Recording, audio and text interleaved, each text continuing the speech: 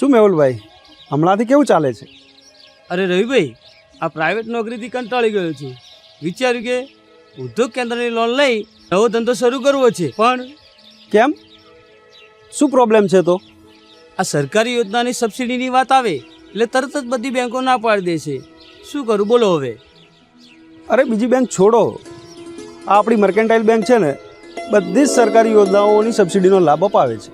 તો મર્કેન્ટાઇલ બેંકમાં મને આ યોજનાની સબસિડી મળી જશે ને?